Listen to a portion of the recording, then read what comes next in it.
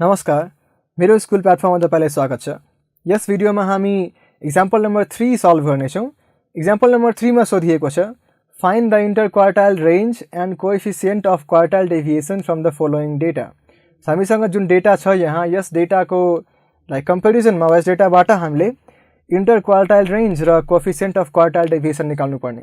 हामीलाई थाहा छ कि इन्टरक्वार्टाइल रेन्जमा मात्रै हामी डिभाइड बाइ 2 गर्दैनौँ, किनभने क्वार्टाइल डेभिएसनमा हामी Q3 - Q1/2 गर्छौँ भने इन्टरक्वार्टाइल रेन्जमा मात्रै Q3 - Q1 गर्छौँ। So that is not a new thing, हामी पछाडि नै मेन्सन गरिसकेछौँ। सो अब हामी हेरौँ कि डेटा कस्तो छ।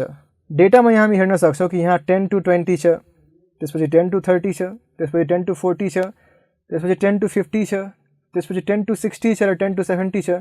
यहाँ एक्चुअली CF टेबल नै हामीलाई दिएको छ। यो CF टेबल गिभन छ यहाँ, किनभने हामी CF टेबल कन्स्ट्रक्ट गर्छौँ त्यहाँ पनि हामी के गर्छौँ कि CFहरू एड गर्दै जान्छौँ। सो यसको मिनिङ के हुन्छ, कुनै पनि ठाउँमा हामी CF पिक गर्यौँ यसको मिनिङ छ कि यसभन्दा माथि यति डेटा छ। ओके, सो यहाँ पनि हेर्छौँ कि म यहाँ 46 पिक गरेँ, यसको मिनिङ छ कि 50 भन्दा तल यति डेटा छ। भने 55 पिक गरेँ, यसको मिनिङ भयो कि 60 भन्दा तल यति डेटा छ। त्यस्तै म यदि यहाँ 61 पिक गरेँ, यसको मिनिङ हुन्छ 70 भन्दा तल यति डेटा छ। ओके, सो यसलाई हामी कसरी सल्भ गर्छौँ, किनभने हामीलाई फ्रिक्वेन्सी चाहियो नै र फ्रिक्वेन्सी निकाल्नको लागि हामी एउटा ट्रिक युज गर्न सक्छौँ। र त्यस ट्रिक पछि वा हामी जुन क्वेसन करेक्ट गर्छौँ त्यसपछि हाम्रो फेरि नर्मल रुटिनमा हामी Q1 Q3 निकालेर क्वार्टाइल डेभिएसन निकाल्न सक्छौँ। सबभन्दा पहिला हामी डेटा करेक्ट गरौँ। हामी लेखौँ यहाँ सल्युसन। यहाँ जुन पनि डेटा छ हामी लेखौँ कि above data ABOVE above data वा गिभन डेटा तपाईँ जे पनि लेख्न सक्नुहुन्छ is computed in table or tabulated, तपाईलाई जे इच्छा छ। So computed in table to find frequency, find F लेखौँ वा फ्रिक्वेन्सी लेखौँ कुनै फरक पर्दैन। So frequency. Okay good. So अब F निकाल्नको लागि हामी कसरी वा के गर्न सक्छौँ। सबभन्दा पहिला हामी एउटा टेबल बनाऊ र फेरि बिग इनफ टेबल बनाऊ कि हाम्रो डेटा अटिहालोस्। सो हामी यहाँ बिग इनफ टेबल बनाउँछौँ एउटा। Okay good. सो फर्स्ट हाम्रो हुन्छ, हेरौँ कि यहाँ हाम्रो फर्स्टमा यहाँ X नै रहन्छ भने त्यसपछि हामी यहाँ जुन यहाँ गिभन CF छ त्यो CF यहाँ राख्छौँ। यहाँ फेरि लाइन बाङ्गो भयो अलि। सो यहाँ हामी CF राख्छौँ र त्यसपछि यहाँ हामी जुन फ्रिक्वेन्सी निकाल्छौँ त्यो फ्रिक्वेन्सी यहाँ राख्छौँ। Okay good. सो अब हामी यहाँ जे पनि गिभन छ त्यो राख्दै जाउँ। यहाँ यो वेट छ केजीमा, त्यो लेख्नु पर्दैन, ठाउँ छैन मसँग म लेख्दैन। त्यसपछि यहाँ नम्बर अफ मेन गिभन छ, तर हामीलाई थाहा छ कि यो नम्बर अफ मेन होइन, एक्चुअली नम्बर अफ मेन नै छ, तर हामी यसलाई CF लेख्न सक्छौँ र एक्चुअल फ्रिक्वेन्सी हाम्रो यहाँ निकालिन्छ। अब हामी हेरौँ कि हामी सबै डेटालाई सबभन्दा पहिला प्लट गर्छौँ। सो हाम्रो यो डेटा छ 10 to 20 जसमा 12 मेन छन्। यहाँ फ्रिक्वेन्सी यसको पक्कै पनि 12 नै हुनेछ, यहाँ कुनै फरक गर्न सकिँदैन यसलाई। Okay good. त्यसपछि अब हामी हेरौँ कि यहाँ छ हाम्रो 10 to 30। ओके, यहाँ हामीले एउटा चाहिँ कलम बनाउनु पर्ने थियो करेक्टर क्लासको। सो करेक्टर क्लासको लागि हामी लास्टमा पनि बनाउन सक्छौँ टेबल यहाँ। सो यहाँ हाम्रो करेक्टेड क्लासको टेबल छ।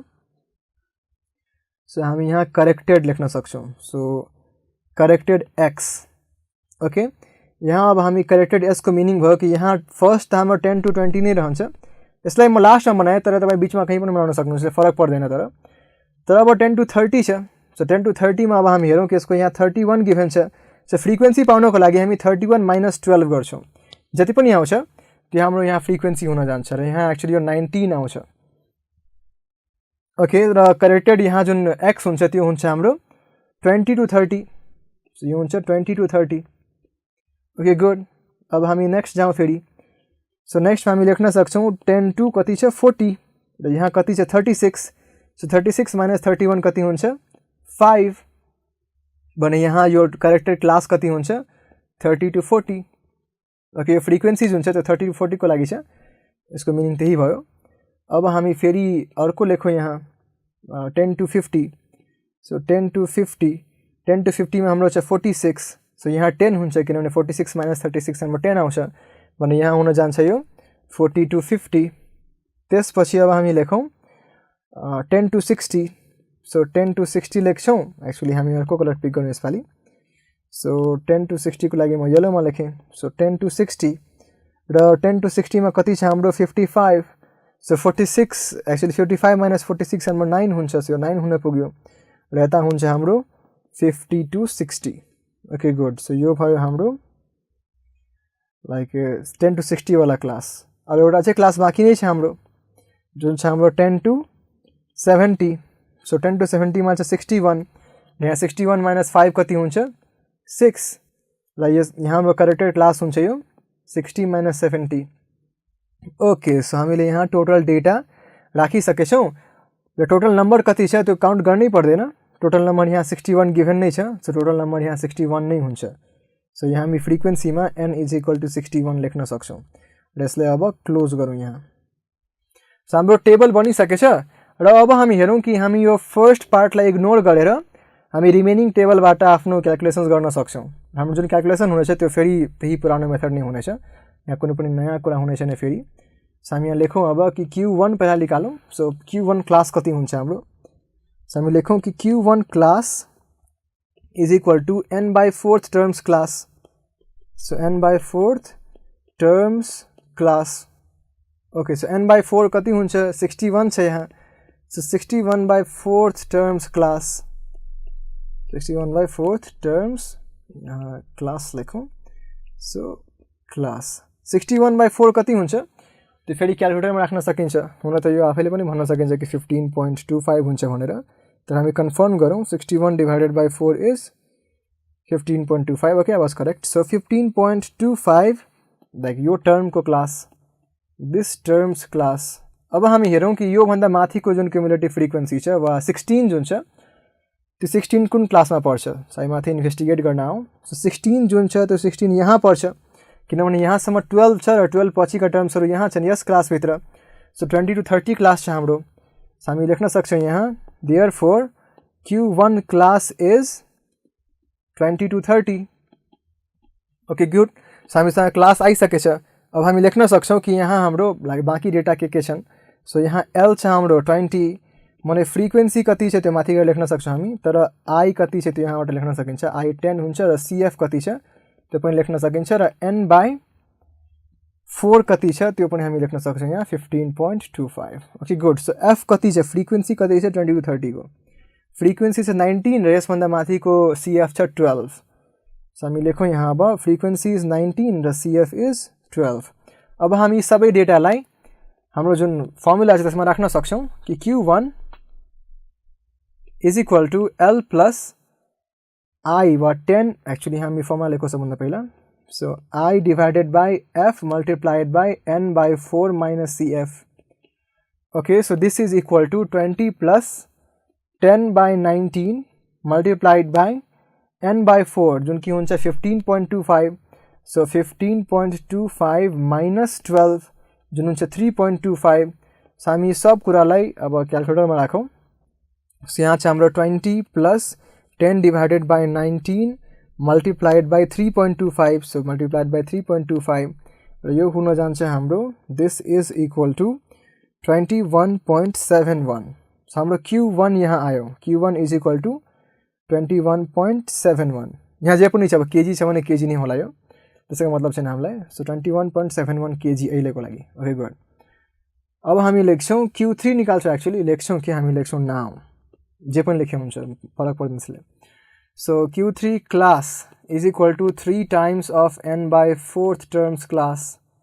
दिस टर्म्स क्लास सो यहाँ माथि आएको थियो हाम्रो 15.25 सो 15.25 को 3 टाइम्स कति हुन्छ हामीले त्यो निकाल्नु पर्ने सो 15.25 को 3 टाइम्स हुन्छ 45.75 सो 45.75 भन्न पनि सकिन्छ यसलाई टर्म्स क्लास यसो क्लोजेस्ट कति छ हाम्रो CF क्लोजेस्ट CF छ हाम्रो 46 सो माथि गएर हामी 46 टर्म खोजौँ र एक्चुअली हामी हेर्छौँ भने 46 टर्म हाम्रो एक्ज्याक्टली यहाँ पढिसकेछ जुन छ हाम्रो 40 to 50 क्लासमा सो हामी यहाँ 40 to 50 लेखौँ अब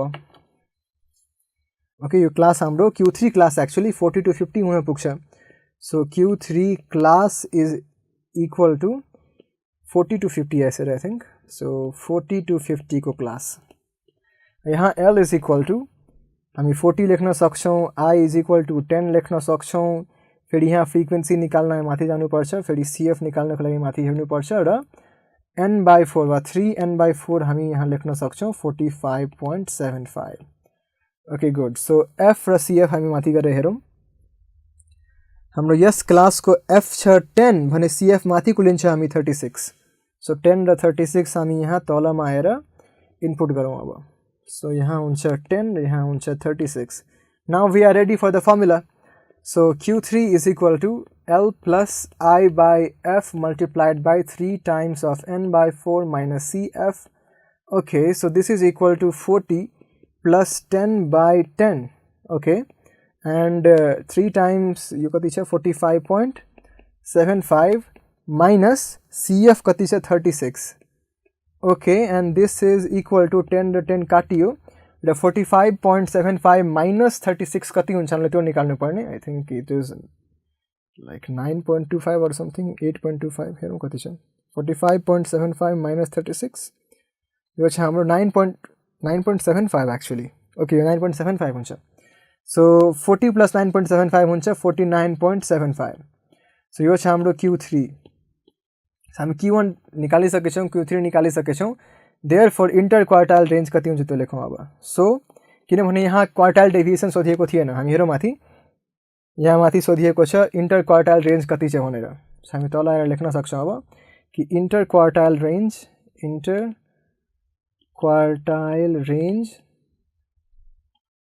is equal to Q3 minus Q1 जुन कि हुन्छ 49.75 माइनस Q1 कति थियो हाम्रो, Q1 थियो हाम्रो 21.71 माइनस 21.71। यहाँ अलि देखिएन राम्रोसँग। सो यहाँबाट यसलाई हटाउँ र हामी तल लेखौँ फेरि।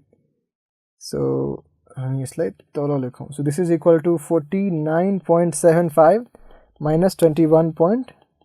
21 नै थियो, 21.71। ओके, सो हामी यो मात्रै सब्ट्र्याक्ट गर्नुपर्ने अब। सो जति पनि आएछ हाम्रो 49.75 दिस माइनस 21.71 हामी गरौँ।